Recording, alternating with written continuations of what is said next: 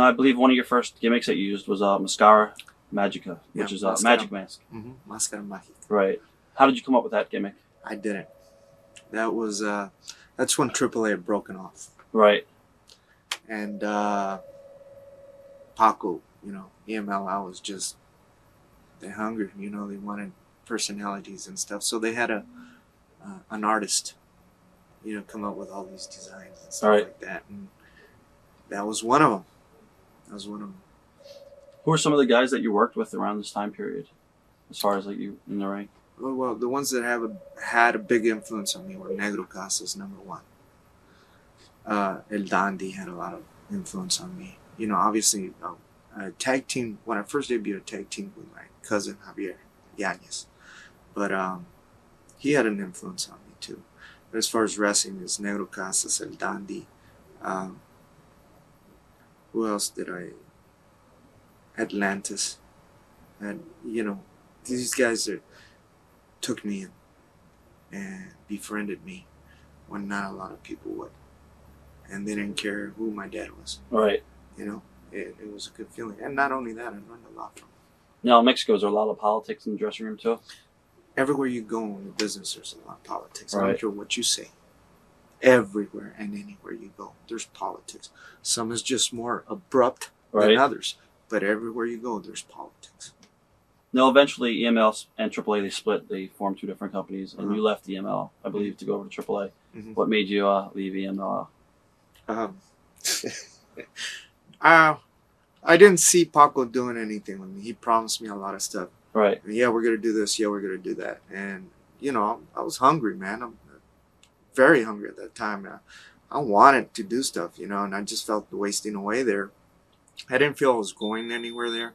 And when I confronted it with him, he was just, well, I can't do nothing right now. Right.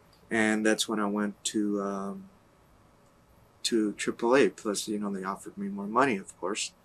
But I mean, at that time, there wasn't AAA didn't promise me nothing but more money. Right. So I said, well, if I'm going to be here, might as well make the best that I can out of it. Right. So I jumped over there. I took a shot. I was really scared too.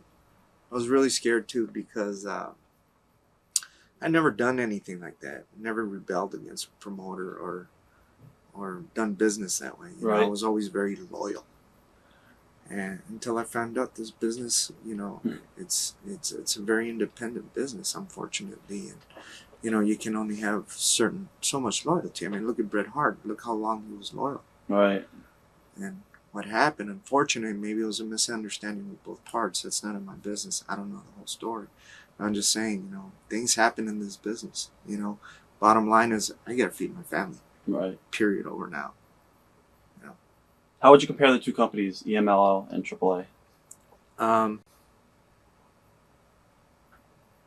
EMLL was very well organized, and it was more like a WWF. They had a boss. Right. What he said went.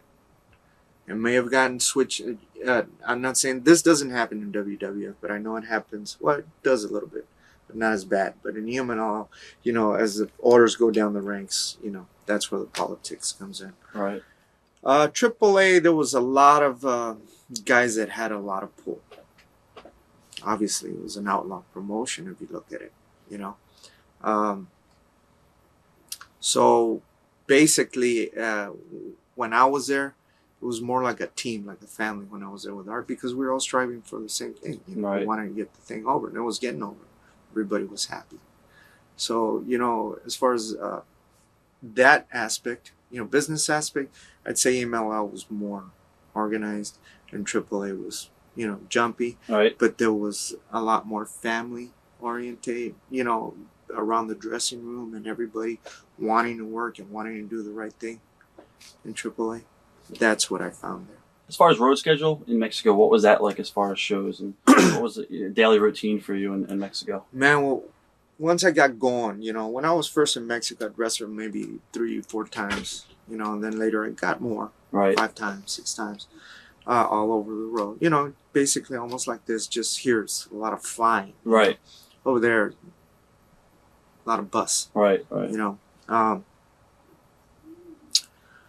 When it really got heavy for me. Not heavy, just real busy. I mean, I loved what I was doing. I was very happy when I was doing Japan and Mexico, because I'd be in a tour in Japan, and then I'd come home maybe a day or two and then shoot off to Mexico, you know, because I was living in El Paso, Texas. So it was just boom. If I wasn't in Mexico, I was in Japan.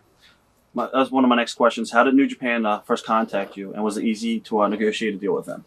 Well, the way they did was Negro Casas was going over there. Right. And he, Black Cat, you know Black Cat? Yeah.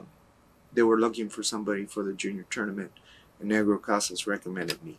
And that's how my door opened over there. You know, and then they called me, and I went, and from there, you know, there's this history. What are your memories of going to Japan for the very first time, and how different was the style compared to what you were used to working?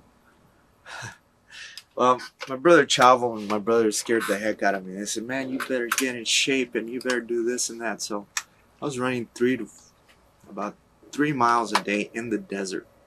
You know, not even the road, in the desert, through the dunes and stuff, and working out every day like a madman. You know, in the weights, and then I'd go to the ring. You know, so I got in shape, and then working too. So I was doing all that, and I was prepared. So my memory of Japan, first memories I got of Japan is meeting Chris Benoit, which is, he's like a brother to me now. He knocked me out in our first match together with an enziguri kick. But those are my memories. Meeting Fit Finley, which is another great person, a good friend of mine. Just the people that I met there, Black Cat, you know, those are people, Masao Hattori, Masa Saito, you know, people that have been good to me. Was it hard to get in the ring with some of the New Japan guys and work in that style? You know, me and Kanemoto, we have a chemistry, I guess. It wasn't hard getting in with him. You know, I don't know why I had good chemistry with him and Otani. It was harder with the other boys, you know, because over there they just want to kill you. Right. Kill Gaiji. What did New Japan think of you after your first tour? Do you think they were happy? I mean, well, I guess they hadn't seen the jump to the third rope and jump out of the ring and stuff, and drop kicks and stuff, you know, from the middle of the third rope. And I went in with that, so I had that to offer, right, at least, because I was a lot thinner too when I went the first time, a lot lighter. I guess they were impressed with that, and then when I started going back, you know, I gained some weight and put on weight, and I was able to work with their boys and their style. You know, I adapted to their style. Now, I believe it was around 1994. I guess you were in the New Japan Super Juniors tournament. Mm-hmm. As yourself, actually. Yeah, I don't think you were anything. Not Black Tiger yet. Right. How was that tournament? What are your memories of that tournament? The memories of that tournament were that me, Dean, Chris, Fit Finley, and Tuco Scorpio, and X-Pac. Yeah. We went out every night of that tour. And that's a harsh tour because you're wrestling singles every night, going 15, 20 minutes at least, you know, and beating each other up. And we were out every night. So it was like training on both ends. And then we'd still get up and go work out in the morning. I don't know how we did it. But I guess we're a lot younger then. But that's my memory. It was a good tour. It was a fun tour. All right. Yeah.